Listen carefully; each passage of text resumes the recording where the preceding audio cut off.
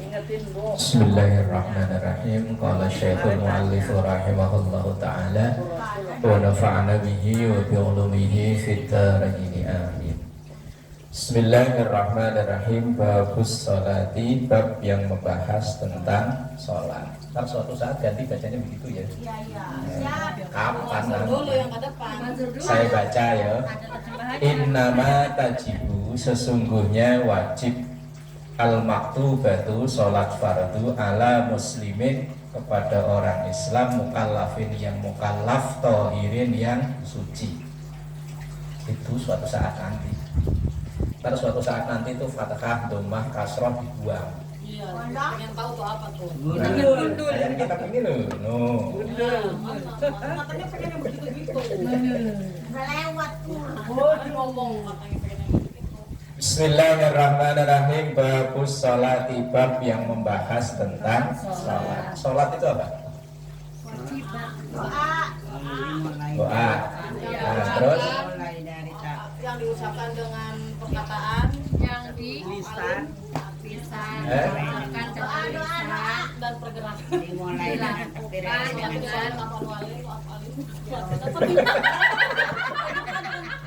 sih? Sholat itu ibarat tuh anak walin, afalin, mutakamatin, takdir. Nah, terus Gitu lah pokoknya. sholat itu kalau pakai bahasa Arab ibaratun aqwalun wa af'alun muftatahatun bit takbir wa muhtatamatun bit taslim.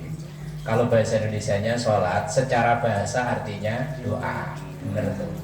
Cuman secara syariat sholat itu artinya beberapa gerakan, beberapa bacaan yang diawali dengan takbiratul ihram, diakhiri dengan salam. Itu definisi sholat. Nah, kalau dijawab sholat itu apa? Kewajiban. Ya, bener.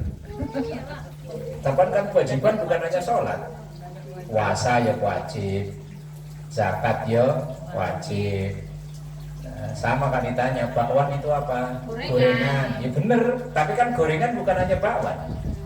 Tahu ada, tempe ada. Dimaksud bakwan adalah gorengan yang terdiri dari nah gitu. Berarti sholat itu definisinya secara bahasa artinya doa. Kemudian secara syariat adalah beberapa ucapan, beberapa gerakan, karena ada bacaan-bacaan atau ucapan, ada beberapa gerakan berdiri, rukuk, berdiri lagi, sujud, duduk, sujud lagi, duduk lagi, yang diawali dengan takbiratul ihram dan kemudian wabuh tatamatun dan diakhiri bitaslimi dengan salam. Berarti asal udah assalamu alaikum sampai ke huruf mim alaikum itu sholat sudah selesai. Walaupun belum warahmatullah, belum salam ke kiri, itu sholat sudah selesai. Bismillahirrahmanirrahim. Innama tajibu, sesungguhnya wajib al-maktubatu, sholat 5 waktu, kepada siapa? Ala muslimin, pada orang yang beragama Islam. Muslim itu orangnya, Islam itu agamanya. Kafir itu orangnya, kufur itu perilakunya. Jadi muslim itu orangnya, kalau agamanya namanya Islam. Jadi yang wajib ini adalah untuk orang yang beragama Islam. Kalau yang Kristen, Hindu, Buddha, Konghucu ya nggak wajib. Lah kalau mereka pengen sholat, acting di sinetron kan kadang biasanya artisnya bukan orang Islam tapi dituntut untuk memerankan orang Islam, akhirnya ya pakai jilbab, ya sholat, ya alhamdulillah. Kalau orang non muslim maka tidak wajib, bukan agamanya dia. Lah ketika dia masuk Islam maka pemutihan. Umpama dari lahir memang dia bukan Islam, umur 50 kok masuk Islam, maka sholat yang ditinggalkan pemutihan. Lain dengan orang yang murtad. Orang murtad itu ada kewajiban qadha. Umpama dia Islam, umur 25 ketemu jodoh bukan Islam, akhirnya ikut suaminya. Umur 50 suaminya meninggal, dia balik lagi Islam. Berarti selama 25 tahun dalam kemurtatan itu, sholat yang ia tinggal wajib di gempor.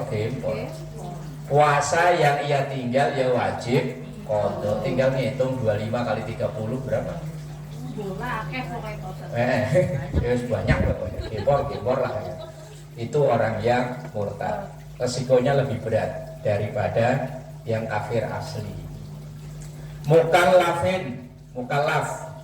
Mukallaf itu orang yang sudah cukup umur. Kalau belum cukup umur tidak wajib sholat. Kalau seandainya dia sholat itu statusnya latihan. Dalam hadis Rasulullah, muru auladakum bis sholati wahum abna'u sab'in.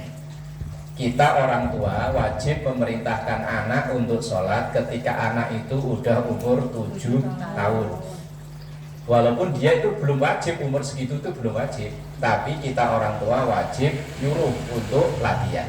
Wadribuhum wahum abna'u asyrin, dan boleh sedikit keras ketika anak kita udah umur 10 tahun tapi belum mau sholat. Tapi kalau bocah, kalau dicontohin insya Allah lah ya. Nah, bapaknya nggak pernah sholat, maknya nggak pernah sholat, anaknya diuber-uber disuruh sholat. Kata anaknya kan bisa ngeles, bapak aja enggak, emak aja enggak, ngeles anak. Anak sekarang pinter-pinter. Ya kalau dicontohin ya insya Allah ya. Mukallaf itu orang yang sudah cukup umur. Kalau laki-laki udah mimpi wajib mandi, itu rata-rata biasanya anak umur kelas 5, kelas 6 SD. Perempuan menstruasi, lah ibu-ibu lebih pengalaman. Kalau tidak dua-duanya maka umur sempurna 15 tahun. Berarti kalau anak yang misalnya laki-laki tidak mimpi yang wajib mandi, yang perempuan kok belum menstruasi, maka saat dia ulang tahun yang ke-15 itu mulai wajib sholat.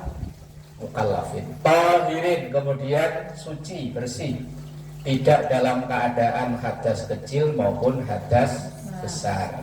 Maka timbul pertanyaan, sholat 5 waktu hukumnya apa? Belum tentu. Itu tadi wajibnya itu hanya bagi orang Islam yang mukallaf, yang suci. Lah kalau nggak Islam, nggak wajib. Kalau masih anak-anak, nggak wajib. Kalau dalam keadaan menstruasi atau nifas, yo nggak wajib. Berarti sholat 5 waktu hukumnya wajib bagi yang memenuhi syarat. Kalau tidak memenuhi syarat hukumnya tidak wajib. Makanya kalau ada pertanyaan sholat 5 waktu hukumnya wajib bagi yang memenuhi syarat. Tapi kalau ujian anak-anak nggak ada begitu sih. Sholat 5 waktu hukumnya wajib, sunat, makruh. Itu pertanyaan yang bikin pertanyaan yang goblok ya. Sholat 5 waktu belum tentu wajib. Kalau puasa Ramadan hukumnya Wajib bagi yang memenuhi syarat. Pinter. Lah yang nggak tentu puasa Ramadan wajib juga nggak tentu. Lah ketika ibu-ibu haid, nifas, dari anak-anak, lah iya makanya puasa Ramadan belum tentu Wajib. daging babi Wajib. Wajib. Apa? Boleh jika mendesak lah. Boleh kalau pengen. Boleh kalau bisa dimakan, kan kalau tidak ada yang lain. ya. Pertanyaannya jawabannya yang simpel loh. Daging babi hukumnya Tetapi haram kecualinya panjang. Titik. Berarti kalau baca sama artinya ya innama sesungguhnya tajibu wajib al maktubatu sholat 5 waktu ala muslimin kepada orang Islam mukallafin yang cukup umur tohirin yang suci. Itu dulu saya diajari begitu kelas 1 SD. Ya Allah. Itu pun begitu naik kelas 2 kita kan nulisnya pakai Latin. Diperiksa sama guru asal tulisannya Latin, bukunya disobek. nggak boleh pakai tulisan Latin, harus pakai tulisan Arab. Tapi nanti udah naik kelas 2, berarti kita sekarang kelas PAUD tahu Ustaz. Kelas 2-nya masih lama. Nolnya kecil banget lagi. Nolnya ya kecil wis banget. alon namanya belajar di usia segini udah mikirin token, mikirin belanjaan, mikirin ya wis ibarat memori HP itu tinggal 25%. Diisi banyak-banyak ya melenak. Bledos. Ngeheng. Bubar. Bismillahirrahmanirrahim. Wah, ini yang berat ini. Kalau seandainya diterapkan sekarang, wah habis sudah kita. Wayu ketalu dan dibunuh. Kotala kan bunuh kan. Coba tak cari di Google artinya. Kotala itu apa? Kalau di TikTok kena PL ini. Iya makanya. Kena bunuh. In akhrajaha, ketika orang itu meninggalkan sholat an waktu jamin sampai lewat waktu jamak. Waktu jamak itu zuhur asar. Sampai dia nggak sholat zuhur sampai habis waktu asar. Kaslan alasannya karena malas. Seandainya diterapkan sekarang habis. Makanya hukum ini sampai ditulis begini ini untuk peringatan saking tidak boleh meninggalkannya sholat. Lah yo enggak dibunuh beneran yo enggak. Ini maksudnya kan begini loh. Misalnya punya anak pulang kok malam jam 10, awas besok kalau pulang malam saya injek apa ya nanti diinjek beneran. Nah iya ya kayak gitu. Itu maksudnya peringatan keras. Jangan sampai orang Islam yang memenuhi syarat itu meninggalkan sholat. Bukan kok langsung nggak sholat dibunuhin lah ya habis. Ya sama kayak kita kalau memperingatkan anak umpama main HP los-losan. Ayo kalau main lagi saya banting HP-nya. Apa bener HP-nya dibanting? Wah, ya takar. Itu saking apa ya peringatan keras supaya tidak meninggalkan sholat. Wong sholat itu yang pertama kali dihisab ya sholat itu, bukan ibadah lain. Walaupun seminggu umroh 4 kali. Lo rumahnya dekat Ka'bah sono. Ada komanya itu loh. Lah iya, seminggu itu umroh 4 kali, pokoknya Senin umroh, Rebu umroh, pokoknya 2 hari sekali lah umroh. Tapi kok sholatnya enggak, ya harus dikecek duluan sama malaikat. Kecek duluan, ngomong sholat. Awwalu ma yuhasabu bihil abdu yaumal qiyamah sholat. Yang pertama kali dihisab besok di hari kiamat itu ya sholat. In soluhat soluhasa iru amalih wa in fasadat fasadasa iru amal. Kalau sholatnya baik maka yang lain ikut jadi baik. Tapi sholatnya rusak yang lain ikut rusak. In lam yatub, kalau orang itu tidak segera tobat. Tapi ini bukan kok langsung dibunuh beneran enggak loh ya. Ini hanya untuk peringatan keras. Jangan sampai orang Islam yang memenuhi syarat itu meninggalkan sholat.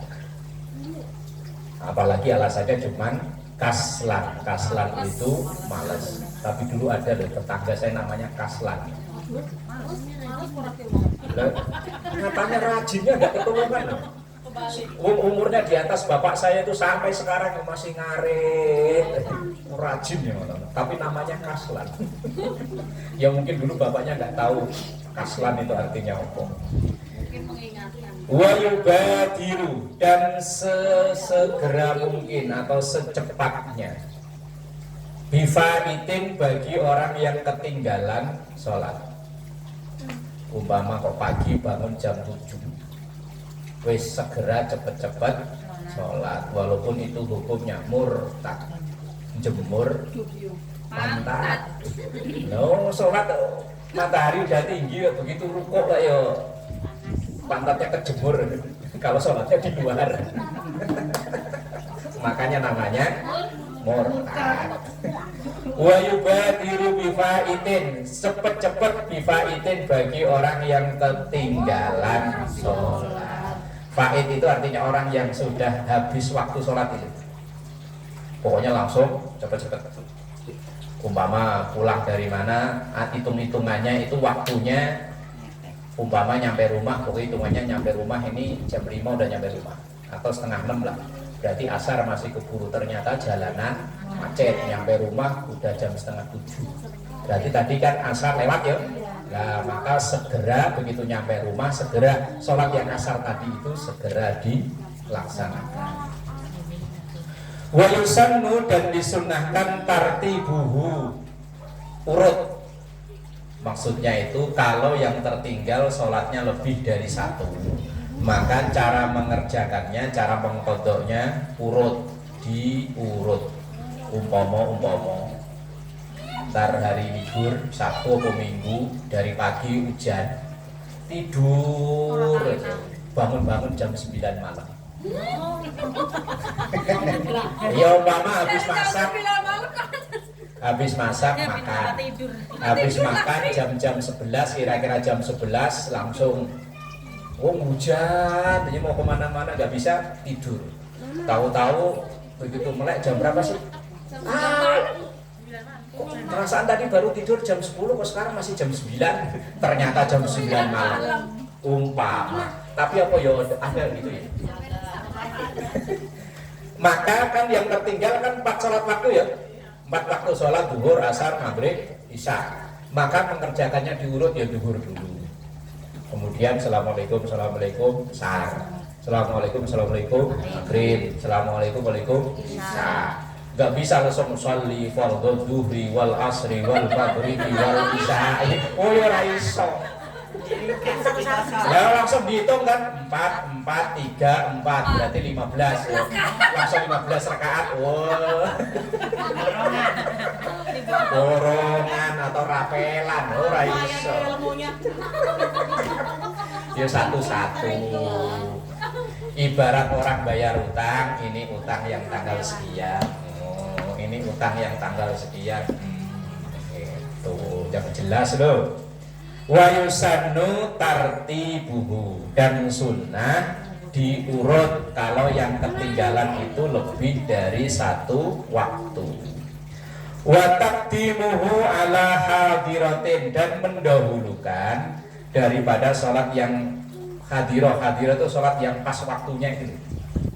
Umpama tadi yang kasus tadi loh, kiraan itu jam 5 setengah 6 nyampe rumah, ternyata sampai rumah jam setengah 7. Berarti yang didahulukan, berarti ini kan maghrib masih ada waktu setengah jam lebih ya, maka yang didahulukan asarnya. Lain kasus kalau nyampe rumah udah jam 7 kurang dikit, maka yang didahulukan maghribnya baru asar. Nah kalau kasus yang tadi bangunnya kok jam 8, kan waktu isya panjang banget nih. Makanya ya zuhur dulu, asar, maghrib, baru isya. Melihat kondisi waktu yang pas waktunya. Kalau waktunya masih panjang, maka yang telat itu dikerjakan dulu. Nah kalau yang waktunya udah mepet, maka yang tadi itu yang ada maksudnya dikerjakan. Wa yu'maru, dan diperintahkan mumayyizun biha lisabain. Nah tadi di hadis yang di awal saya baca, diperintahkan mumayyizun, anak mumayyiz. Nah mumayyiz itu urutan dulu namanya mumayyiz. Dia udah tahu ini enak ini enggak, itu mumayyiz. Ada anak lagi bawahnya namanya murahim. Murahim itu yang belum ngerti apa-apa, wis disuguhin apa juga dimplok. Ya anak yang umur 2 tahun itu kan yo apa aja pokoknya kan di. Tapi anak sekarang pinter loh ya. Pinter, wah bocah nangis, saya lihat di TikTok bocah nangis dikasih 2.000 tambah kencang. Kasih 50.000 dikasih 100 senyum. Anak sekarang pinter-pinter. Mumayyizun itu anak yang sudah hampir ya sinilah seumuran jauh namanya mumayyiz. Anak umur segitu wayuk maru diperintahkan, tapi ini walaupun segitu belum wajib dia sholat, tetapi dalam rangka untuk latihan lisabain karena umur 7 tahun. Nah, coba berapa? 7 tahun ya? Nah, berarti udah mulai diajarkan untuk sholat, walaupun anak segini belum wajib sholat. Karena dalam hadis itu rufi'al qalamu an salasin, ada 3 orang yang amalnya nggak dicatat. 1, anak kecil sehingga dia nanti balik. Itu anak kecil ini mau ngapa-ngapain nggak dicatat, biar ibu lewat ditimpuk pakai buak. Oh sudah dosa ya, bocah. Enggak dosa. Makanya bocah itu aman, bebas. Dia umpama udah pinter ngaji, baca Quran dari jam 7 sampai khatam 30 juz, ya belum ada pahalanya. Kalaupun seandainya ada ke orang tuanya, bukan ke bocah itu. Seandainya dia sholatnya 5 waktu udah full sesuai dengan aturannya, maka pahalanya kembali ke orang tua. Tapi kalau dia melakukan tadi itu dalam tanda kutip yang dosa, belum dicatat dosa. Yang kedua, anin naimi hatta yastaiqadha, orang tidur sehingga ia bangun. Makanya orang tidur itu enggak ada dosa. Ya, tidur aja ya. Nah ini enggak ada dosa orang tidur. Maka umpama Bu Mansur tidur kelindur, lah Pak Mansur di sebelahnya dikeplak pakai kasur, plak. Lah kok Malah intinya dibangunin.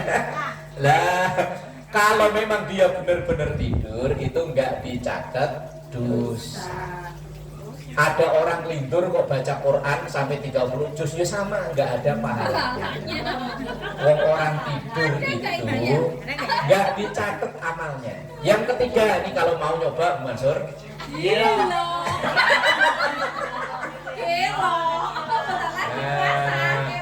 al-majnun hatta yafiqa, orang gila sehingga ia sembuh. Makanya orang gila itu Bebas. mau ngapain kayak merdeka. Makanya kalau ada orang pengen merdeka semerdeka-merdekanya, yo Gelo. Bentar lagi puasa soalnya. wa yudrabu alaiha li asyrin, wa yudrabu, dan boleh sedikit keras alaiha kepada anak itu tadi untuk merintahkan sholat li asyrin ketika sudah umur 10 tahun. Umur 7 tahun mulai diperintah, umur 10 kok belum mau sholat, boleh agak sedikit keras. Kasaumin atau kohu, seperti kasaumin seperti ibadah puasa, atau kohu yang ia kuat untuk melaksanakannya. Jadi anak umur 7 tahun mulai diajarin, 8 tahun diajarin, dia mau puasa sampai duhur, sampai jam 8 ya terserah lah. Ketika nanti umur 10 agak mulai sedikit keras, dan nanti ketika benar-benar sudah mukallaf, sudah balik, nah baru dia wajib melaksanakan ibadah-ibadah yang tersebut itu tadi. Wallahu a'lam bishawab.